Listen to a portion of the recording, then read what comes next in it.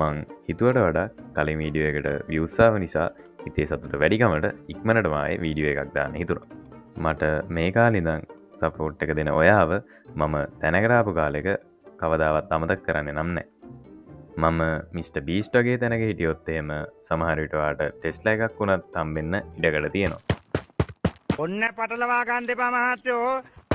දත්තිය කොහෙදී දන්න හොඳේ මතක තියන්න. තෙරුවන් සරණයි.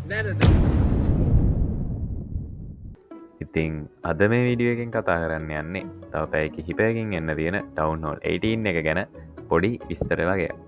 කයිය ගැහුව ඇති එහෙනම් අපි දැන් යමු වීඩියෝ එකට.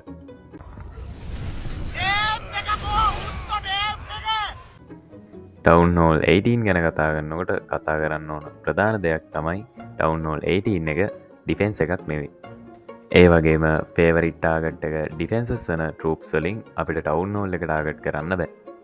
හැබැයි විශේෂයක් විදියට අපිට ටවුන් හෝල් 18 වලදි බලාගන්න පුළුවන් අලුත් මාලුත් ගාඩියන් කෙනෙක්.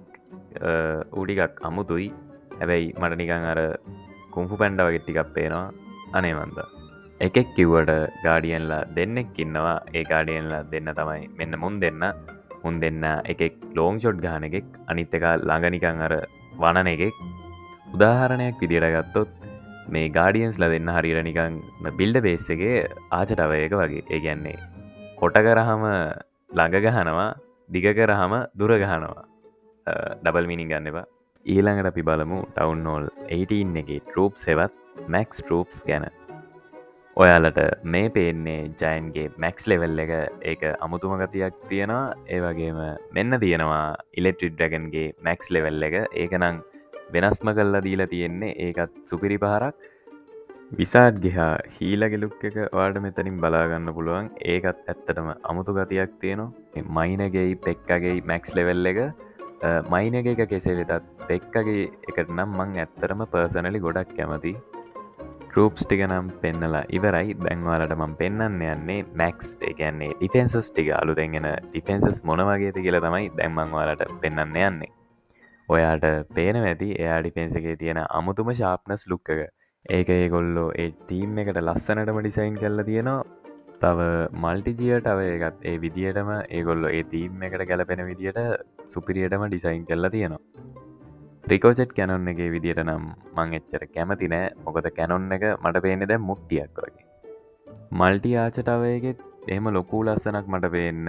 එවුනාට ඒක ඒගොල්ලො ඒ තීම් එකට ගැලපෙන්න්න ලස්සනට ඩිසයින් කරලා තියෙනවා. ඒවගේම බෝම්ටවයක අලුතෙන් අප්ඩේට් එකත් තිීල තියෙනවා. ඒකත් ඇත්තරම කිවොත් හොඳයි. ඊළඟට ඉතින් තියෙන්නේ සුප විසාට්ටව එක. සුප විසාට්ටව එක විසාට්ටවස් දෙකක් එකතු කළ තමයි හදන්නේ. අවුලක් නෑ. කන්සෙප් එක හොඳයි. එවුනාට මීට වැඩේ දෙයක් මන් ටවුන් හෝල් 18 වලින් බලාපොරොත්තුනා. එහෙනම් මම වීඩියෝ ඉවර කරන්න යන්නේ. දැම් වෙලා හරියටම පාන්දර 3:01. හෙට උදේ ක්ලාසුත් තියෙනවා. විඩියකුදේ අප්ලෝඩ් එන දාලා මං ලාස් යනවා. මේ වීඩියෝ එක මෙච්චරලා බලපුවාට ගොඩක් තැංකව්. එහෙනම් ආය වීඩියෝ එකක් දානකං එහෙනම් මම යනවා. ඔයාගේ සියෝසි ගහන යාලුව ඉන්නනම් ෂය කරන්න. අනිවාරෙන් ලයික් එකක් දාන්න අමතක් කරන්න.